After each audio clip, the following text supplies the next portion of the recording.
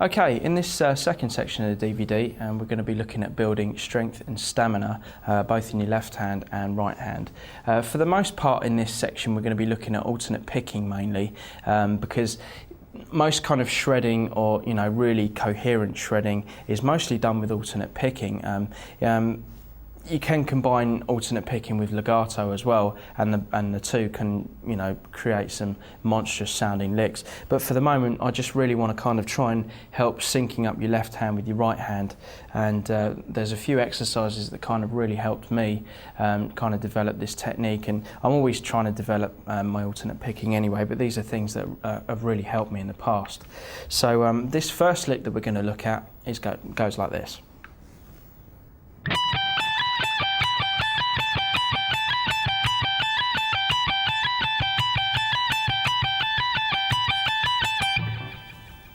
Okay, I'm not playing any of these licks particularly fast, even though this is speed soloing, but the idea is to kind of give you the sort of keys to unlock the door to potentially speeding up your playing a lot faster than maybe it is, or you really want to get to a certain level.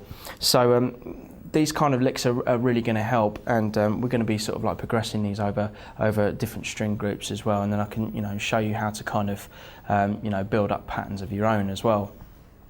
But the first pattern starts on the 19th fret on the high E, and we're going to start this with a downstroke, and bearing in mind we're going to be using alternate picking, which is you always start with a downstroke and then followed by an upstroke, downstroke, upstroke, so you don't ever have two downstrokes in a row, or you don't ever have two upstrokes in a row when you're using this technique.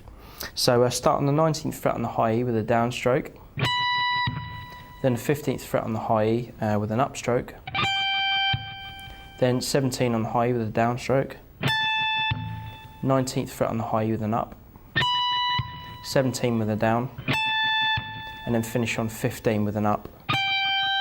And then we're going to go back to 19 and start with a downstroke, and that's the licks restarted again. So we're just going to be repeating this over and over. So at a very slow tempo, this is what it should look like, bearing in mind you're keeping your pick angled, not flat to the string, so it glides through a bit better. We're palm muting all the strings pretty much that we can, that we're not using, and my thumb is at the top of the neck here, but it's because I'm quite high up the neck, and I'm not needing to use my wrist, needing to bend my wrist to kind of extend my left hand. So it should sound like this.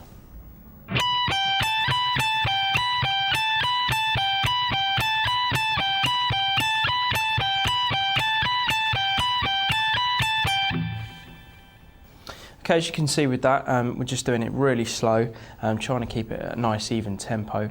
If you find it hard to do that on your own, you can either try tapping your foot, or get a metronome and put it on a fairly kind of slow setting, just so you can give yourself a chance to play along to it and really get to grips with how to do that. And then as you progress, you can kind of notch up the metronome, and you could have that kind of pushing you, so you can really sort of like play against it. And also, if you want to kind of keep yourself more in time as well, a thing that's really helped me is really focusing on accenting the downstroke. So if I play it again and kind of accent the very first note of each turnaround of the lick, you can hear what I mean.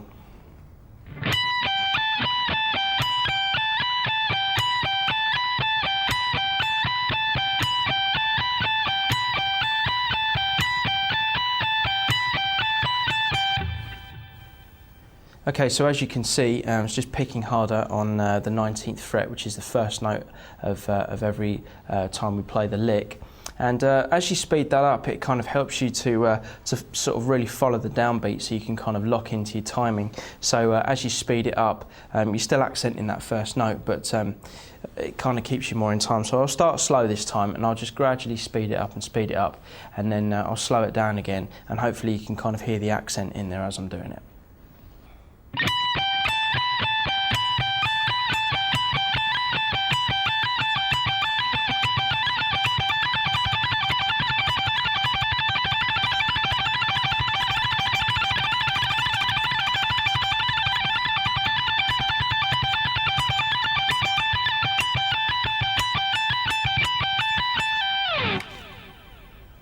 Okay. With regards to picking, as you're getting faster, again, you're using more of the wrist, and then kind of at my top speed during that lick, some of my forearm sort of tension came into play as well. I'm trying to think of a really good way to describe how that feels. How it was put to me, quite a few years ago now, was it was like somebody got a pen and they handed me a piece of paper and they went, try and get the pen and just draw from left to right as fast as you can without tensing your arm. And so you kind of do it, and the pen strokes are still quite sort of long. They're not very short at all. And then what then I was asked to do was then, tense your elbow ever so slightly and try and make like really small lines on the page. Probably it won't look like lines afterwards. It would just look like kind of, a stream of dots. But what you're doing is you're kind of tensing your arm enough to try and really minimise those lines on the bit of paper. And, if you do that, you kind of really get to feel what it feels like when you're kind of at top speed picking. So you kind of got the pen and you're really doing it like the smallest amount possible. Instead of kind of, trying to use your arm to do like the bigger lines. And from that moment on, it kind of, it made me really feel, what it was like to kind of, get to a stage with my arm where I could, pick a lot faster. So it was the difference between kind of going at this sort of speed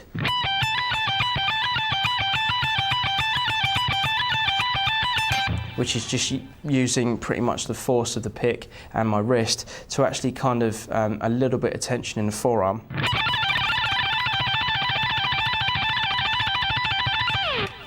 And instantly it's kind of adds a hell of a lot more speed onto your playing. But obviously you don't want to do it where you're going to start damaging your arm, but that's literally the kind of analogy that was kind of put to me, and I felt that it really helped. So hopefully sharing that with you is going to kind of give you some insight into what it should be feeling like when you get up to warp speed with your picking. Okay, what we're going to do now is move on to moving that shape around.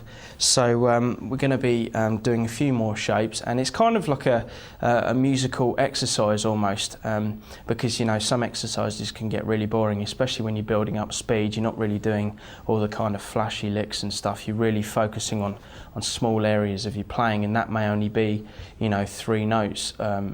And just to get your pattern together so your right hand and left hand can work in conjunction with each other. So basically what we're going to do now is just move that pattern around, and it's going to look something like this.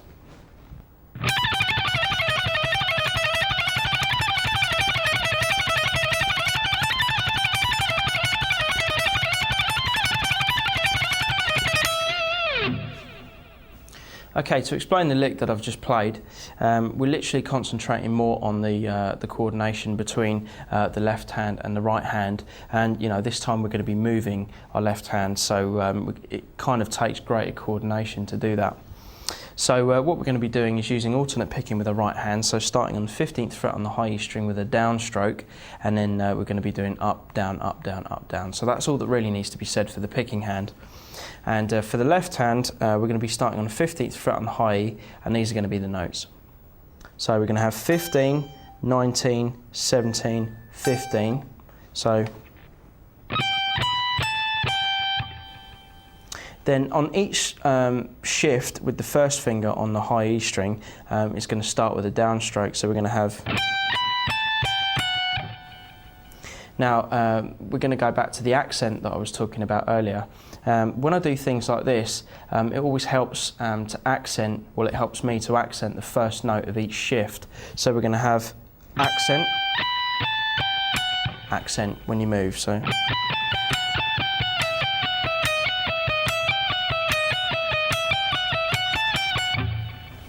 That kind of thing. And what that does is it kind of really helps you find the downbeat in what you're playing, so you can really keep it in time.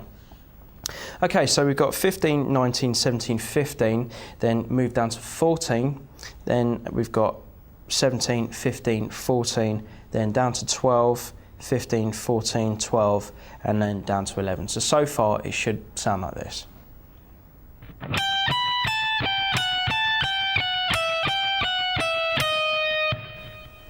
Then after that we've got 14, 12, 11. Up to 12, play 15, 14, 12. Back down again. Back up again. Then up to 14 and play 14, 17, 15. And then just repeat that first section again. So at a slow tempo, it should sound like this.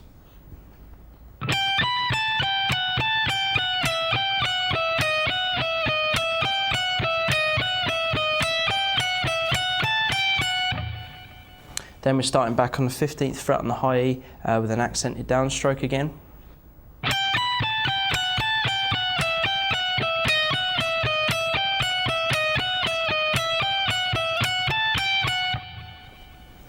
Okay, now we're going to be doing a bit more coordination work between our left and right hand, and this time we're going to be shifting, but the shifts aren't next to each other. So we're going to be playing a position, missing out a position, and then shifting underneath it, and then back up to the position that we missed out, and so on. So this first position starts on the 17th fret on the high E, and we play 17, 20, 19, 17. So we're missing out the position where we start on the 15th fret, and we're going to go straight down to the 14th fret, play 14, 17, 15. So we've got,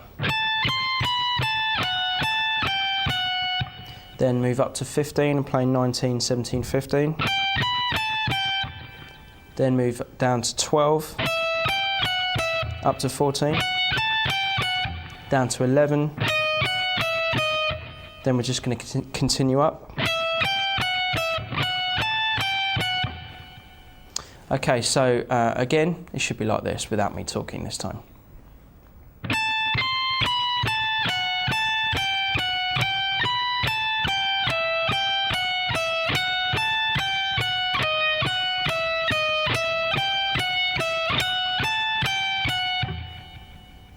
Okay, and at a slow tempo, when you put it with the first part of the lick, it should sound like this.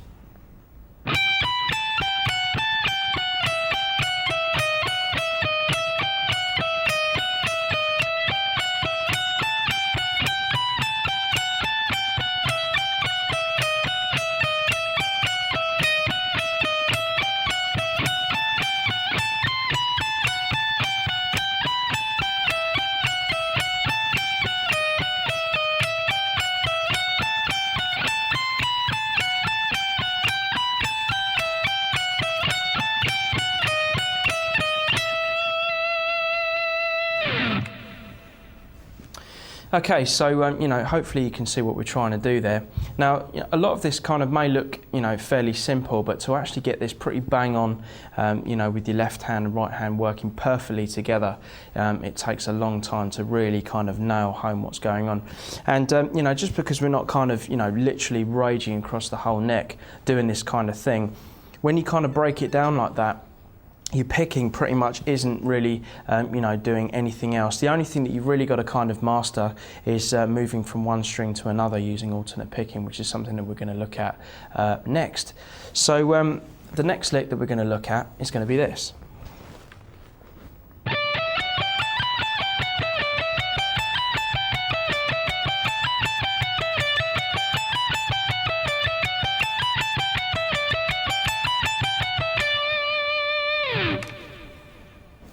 Okay, so this may look fairly straightforward, just up and down, 6-note pattern, but in actual fact, kind of changing strings, a lot of people with alternate picking find it very hard to sort of skip over the next string and play an upstroke.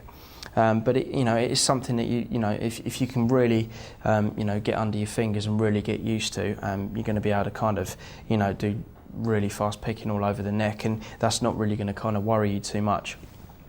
So first off, we're going to start on the 15th fret on the B string, and then we're going to play 17, 19. Again, it's up to you how you want to use your fingering for this, but I'm just playing first, second, and third finger with my thumb on the top of the neck, just, you know, keeping it nice and stable.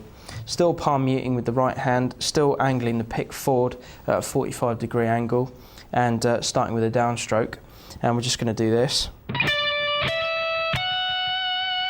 So when we get to the 19th fret on the B, we're then going to have an upstroke on the high E string, and it's going to be up, down, up. So it's the opposite of what we did on the B string.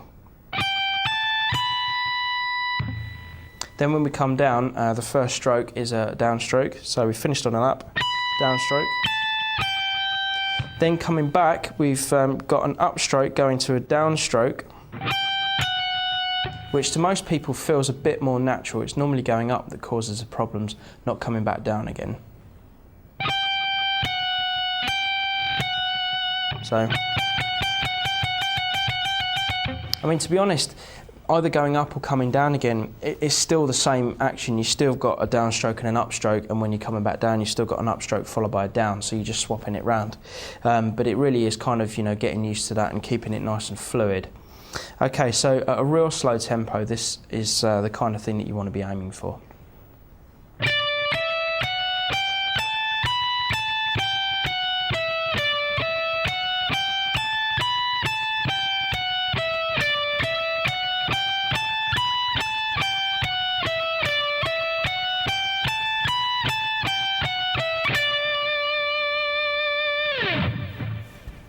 Okay, so that's, keeping it nice and even, keeping it really clean. At this stage, you're not really worrying too much about how fast you can get it. You really want to make sure that your left hand and right hand can cope, working in sync with each other, just to really make sure that you're nailing it.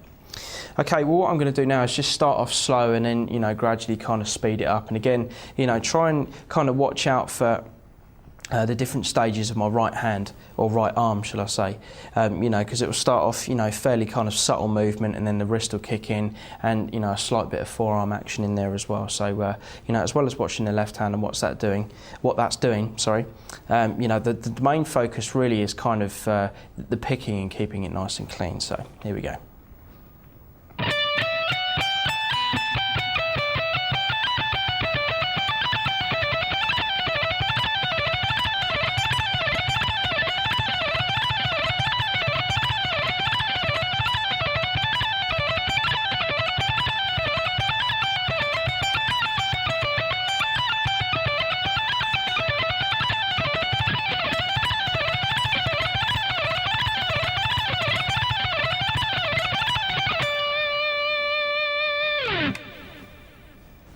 Okay, so as you can see there, the technique is pretty much the same at slow tempo than it is fast, but because you're kind of applying a little bit of tension in your arm, it allows you to keep those pick strokes really tightly together.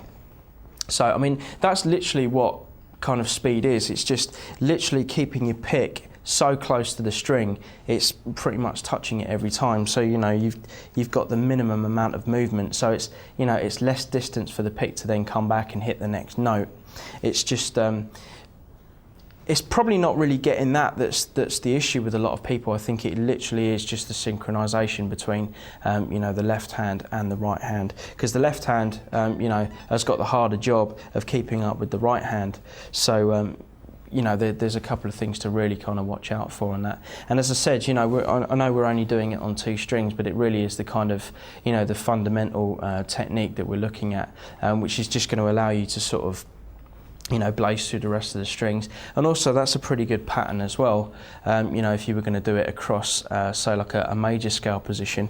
Like the pattern that we're doing at the moment is just the tail end of a 7th position of a major scale. So if you were going to use that pattern across the whole scale at a fast tempo, this is the kind of thing that you would expect to see.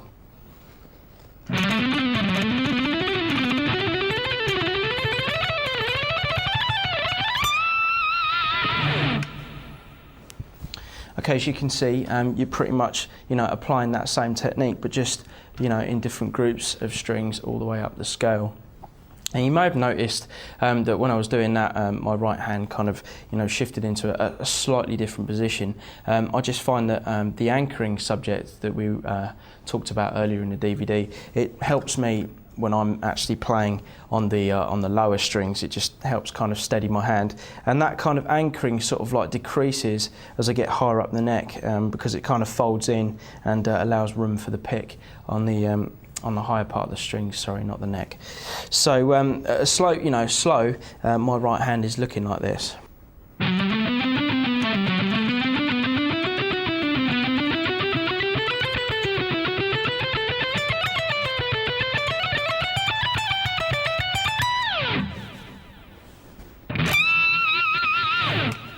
Then you can always add the bend on there as well. So you've got like the 22nd fret on the high E,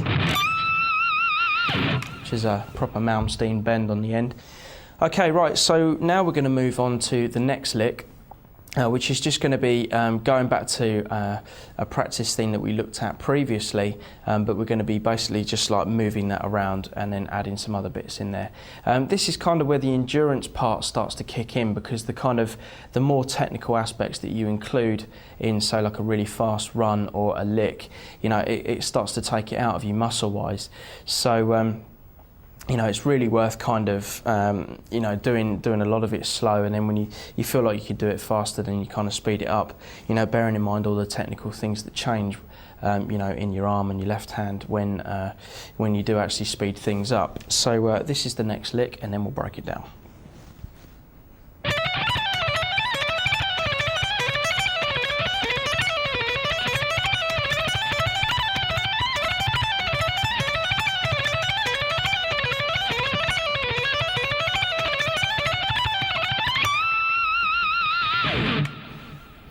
Okay, it's pretty much a similar sort of thing as what we've seen before. With the one string example, you know, we were kind of doing the shift arounds, and we're pretty much including that same sort of train of thought, but across two strings this time. So starting on the 15th fret on the B, we've got 15, 17, 19. Then move to the high E string with an upstroke on the 15th fret. Back down. And then back up again, and then we'll finish at 19 on the high E. So up, down, up, and that's going to be the pattern for each section that we move to. So now the next section, we're going to start from the 14th fret on the B, and with a downstroke, and play 14, 15, 17, and then the same on the high E, down, and then back up. So at a slow tempo, we should have this.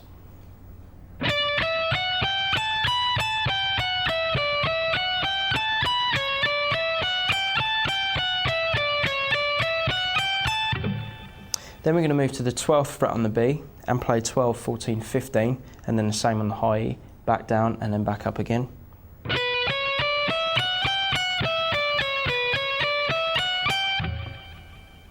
Then we're going to play 11 on the B, 12, 14 on the B. Then move to the high E and play 10, 12, 14, then down.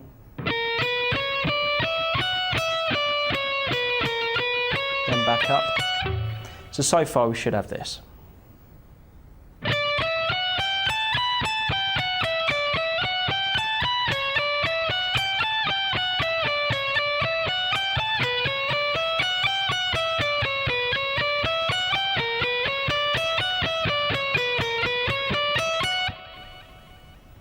Okay, and a bit quicker.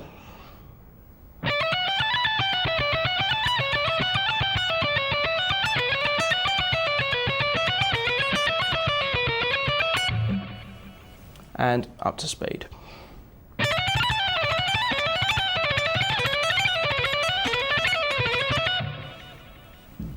Okay, and for the last part, we're going to move back to the 12th fret on the B string, and we're going to play 12, 14, 15 on the B. Same on the high E string. So we're going to have, then we're going to play 15, 14, 12 on the high E. So, then we're going to have a shift from 12 to 17 on the B. So 12 on the high E, 17 on the B. And do that shape. So we're going to have 17, 15, 14, 15, 17, then 14, 15, 17 on the high E. So we're going to have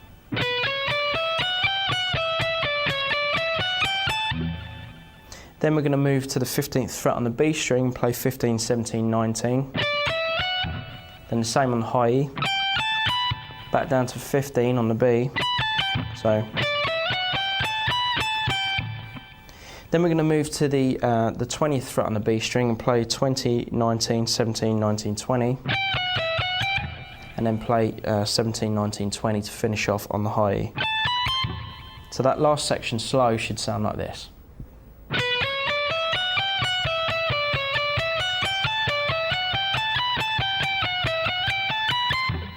and then you start again. So the whole thing slow should sound like this.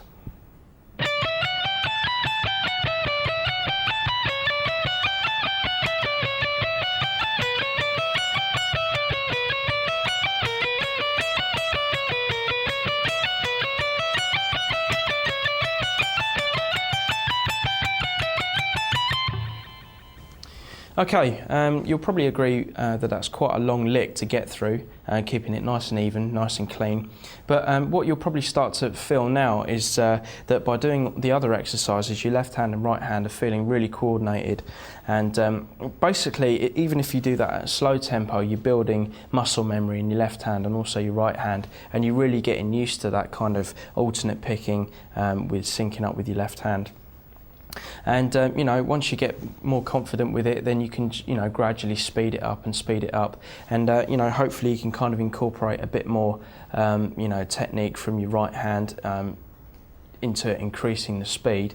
And then, you know, once you get it up to a reasonably quick speed, then, you know, just see how long you can do it for. You know, don't kind of run yourself into the ground, or, you know, if you start to feel any kind of pain in your left hand or your right arm or wrist or anything like that, then, you know, you should pretty much, you know, give it a rest and you know, like 10 minutes rest or something, or, you know, go and do something else on the guitar.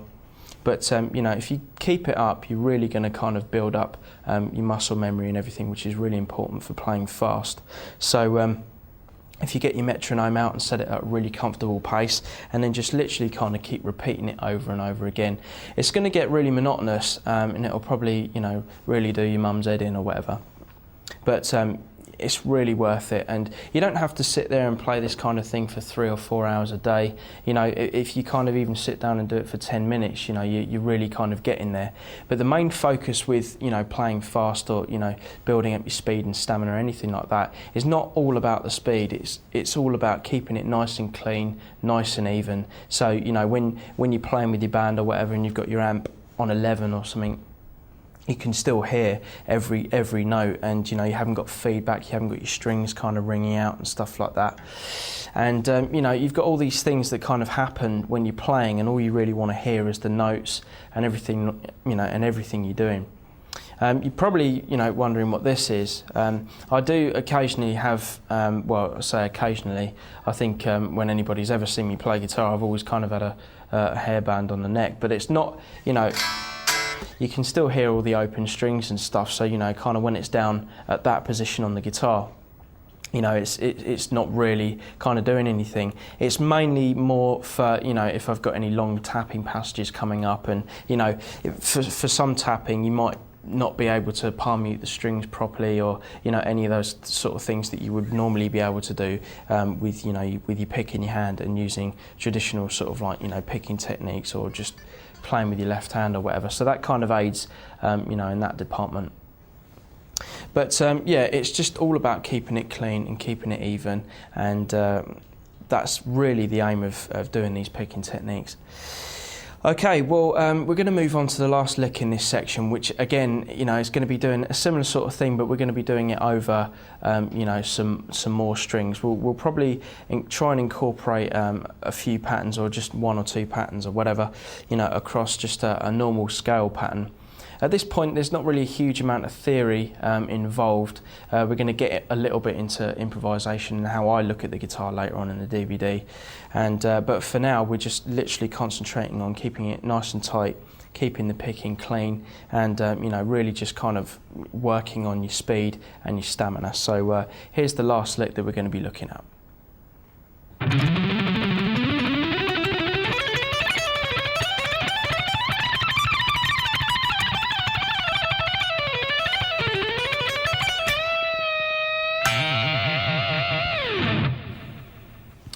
Okay, that last lick that I just played you, I think you'll agree is a fairly long lick, but that's the endurance part of this section.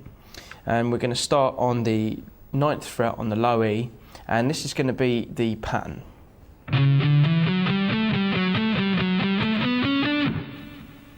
Okay, so we're going to play 9, 10, 12 on the low E, same on the A, so. Then we're going to come back down, play 12, 10, 9. then repeat 12, 10, 9, then 10, 12. Then play on the D, we're going to have 9, 11 and 12. Okay, so far we should have this.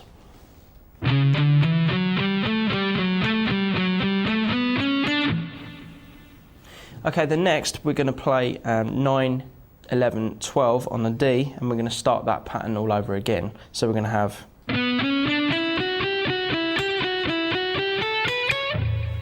so that's the same order of notes, but this time we're going to play 9, 11, 12 on a D, same on the G, back down to 9 on the G, then up to 12, and then repeat that again, sorry, so we'll have 12, 11, 9 again. So we're going to have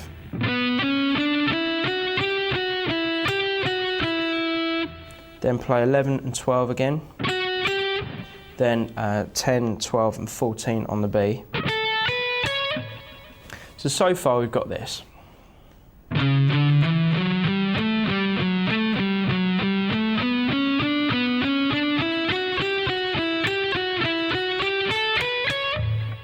Then we're going to start this last part of the first section on the 10th fret on the B, and we're going to play 10, 12, 14, then 10, 12, 14 on the high E, then 12, 10, so we're going to have,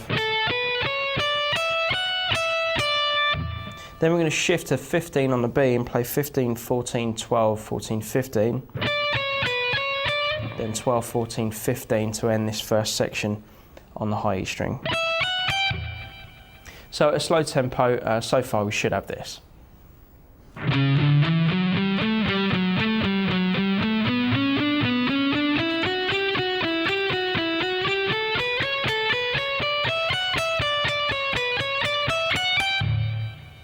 Okay, and then we're going to move to 14, 15, 17 on the B and then on the high E.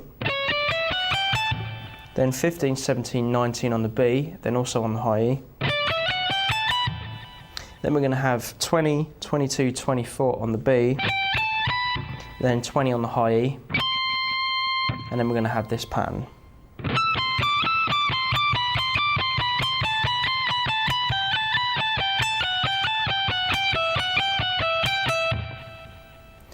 So that's 24 on the high E, 20, then 22, 24, 22, then 20, so we've got,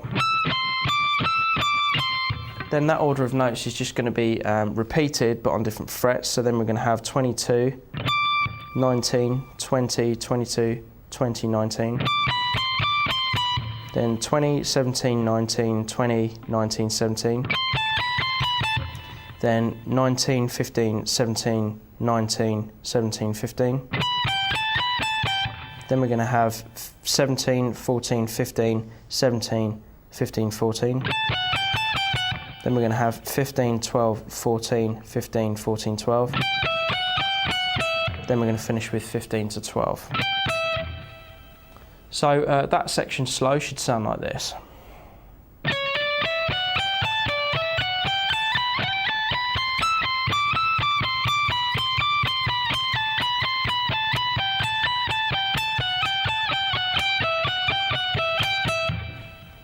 And then the last section, which is this.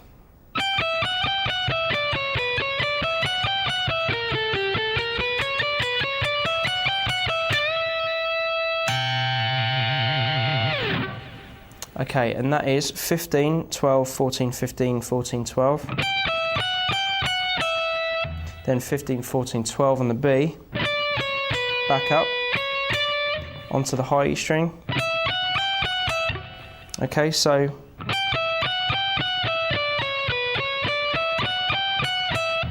then we're going to skip from the 12th fret on the high E down to the 15th fret on the G, and we're going to play 15, 14, 12, 14, 15 on the G,